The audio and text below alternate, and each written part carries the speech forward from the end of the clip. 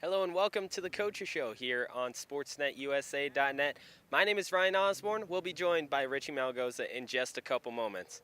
Last year for Fullerton College, it was all about two words, championship trophy. This year it's a little bit different. It's all about two syllables, defense. Can they defend their title? And we'll start to see what they can do on Saturday against Santa Ana. First question is, what expectations do you have for this season?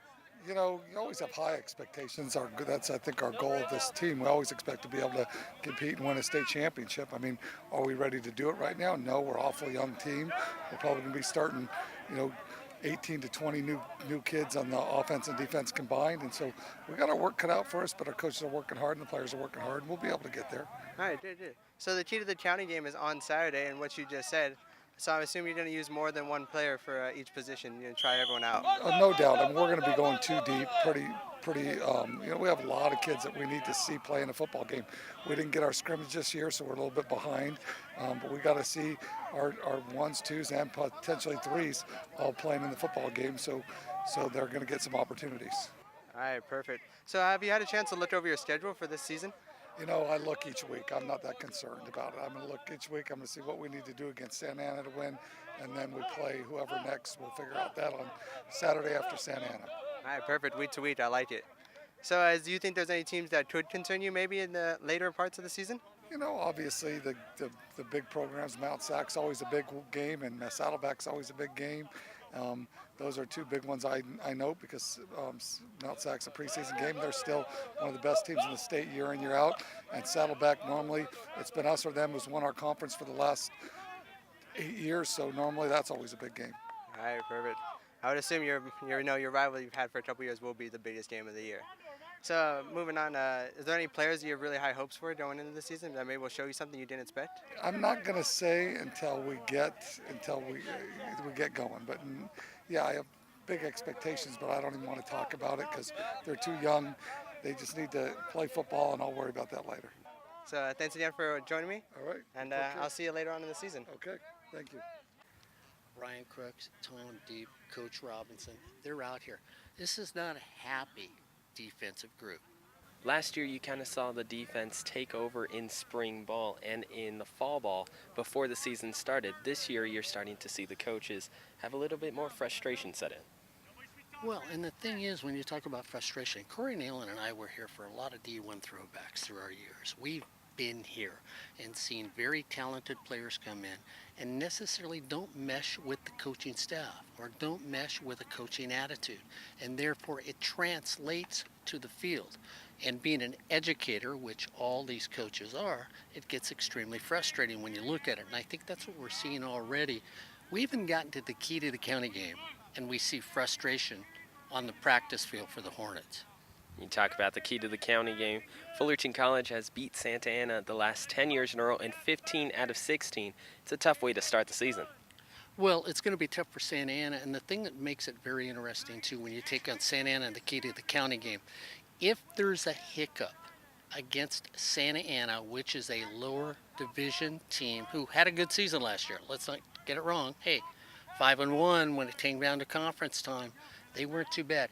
If you don't take them seriously as a Hornet and you lose that first game, you have set the tone for your season.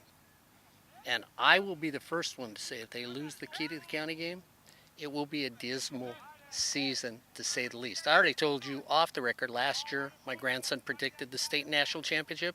I already told you, Hornets, 1 loss, maybe 2. They will make it back to the state championship. We'll see what happens as the season goes on. And we saw it 2 years ago with Trey Tinsley at the helm of this Fullerton College football team. They had high hopes going into that 2015-16 season. And what happens? They lose 31-0 to Ventura, and that sets the tone for the rest of the year.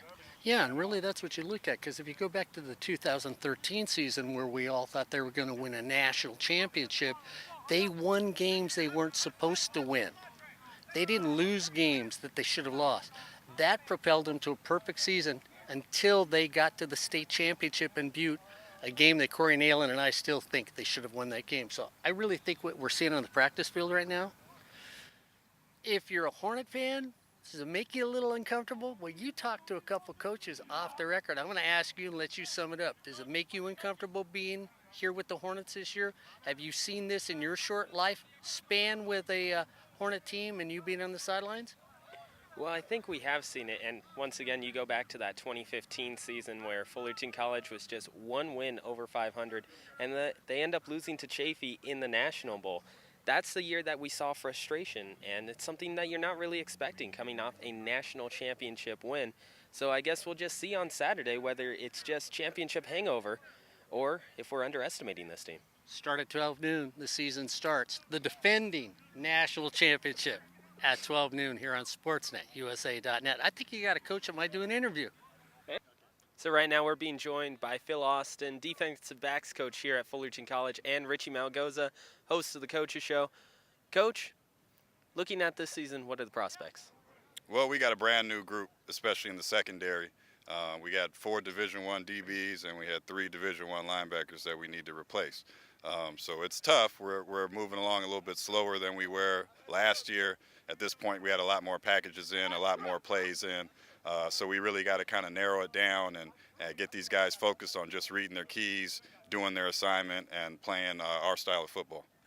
Coach, last year you had D'Angelo Ross as your number 1 corner. What's it like to lose a guy like that? It hurts. That hurts. Ross is one of my favorite players of all time, one of the best kids I've ever had to coach. I had him for 2 years, and he started, I think, 23, 24 straight games for me. So it's tough because you know one side of the field is going to be taken care of, and I could focus on working on the other guys. So now we got a couple different guys competing. We got a couple transfers in, but everybody's new. Everybody's still learning our system. So we're going to take it slowly.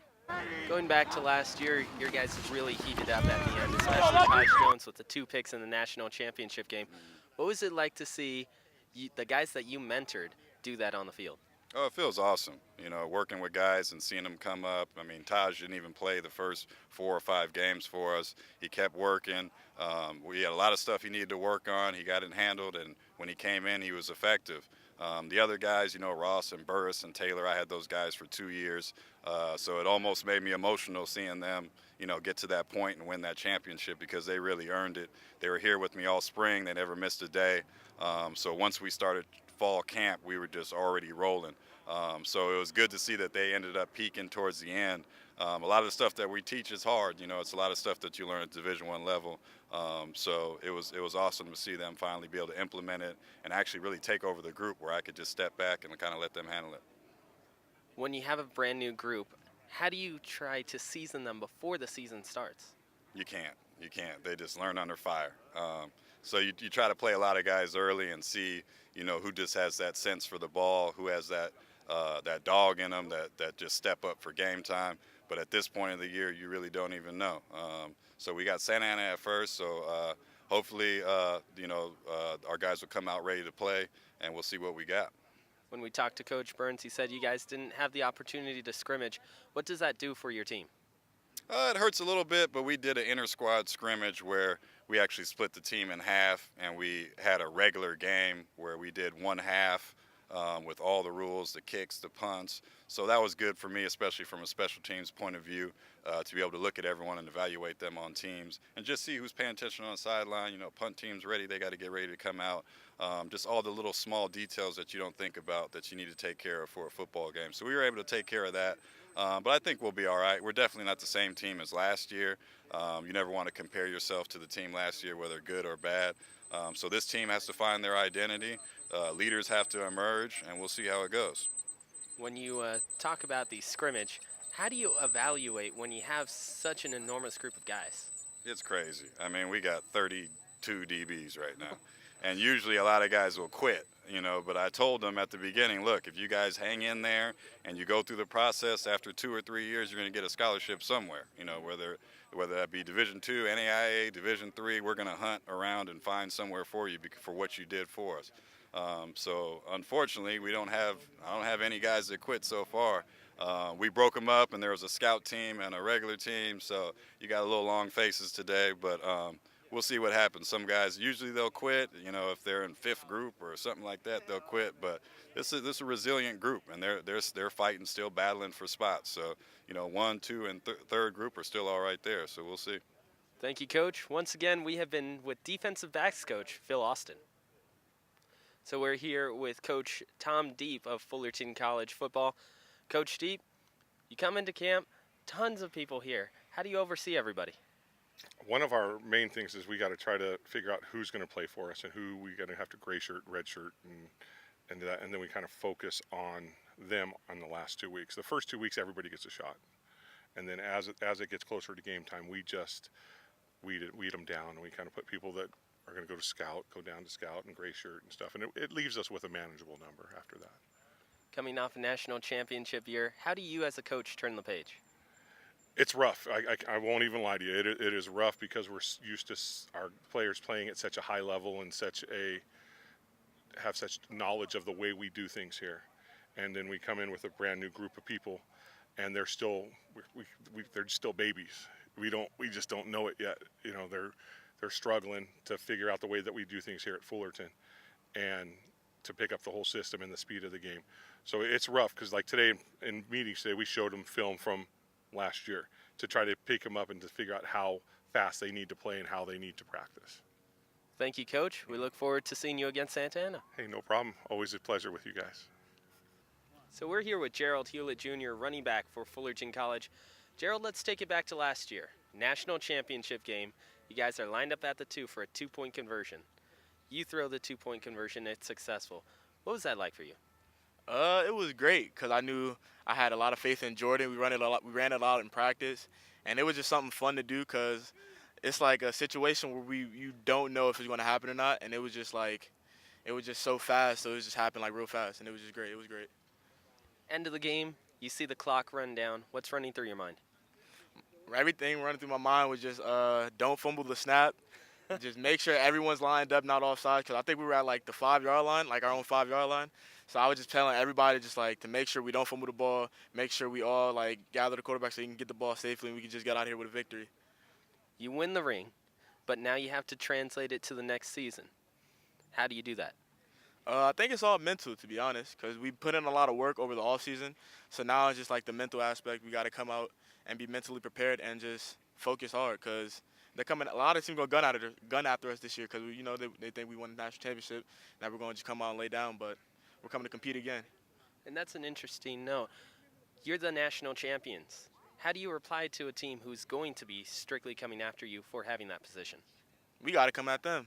You know, it's straight like that. We can't let anybody give us the first punch. It's like we got to go out and punch them right in the mouth first. We got to let them know that we're no joke. And since we lost a lot of guys last year, we still got guys that can back up and do their part. Thank you, Gerald. Look forward to the season. No problem. Thank you. Me? Hi, Mom. Shout out to all my family back in Virginia. I love you all. So once again, last year, 12-1 season, national championship trophy coming to Fullerton College. This year, they're going to start off at the Key to the County game. That'll be in Yorba Linda. Tune in to SportsNetUSA.net at 12 p.m. You'll hear Mark Pavlovich and Corey Nalen on the call. Once again, that's right here on SportsNetUSA.net. For Richie Malgoza, I am Ryan Osborne. This has been the Coaches Show on SportsNetUSA.net.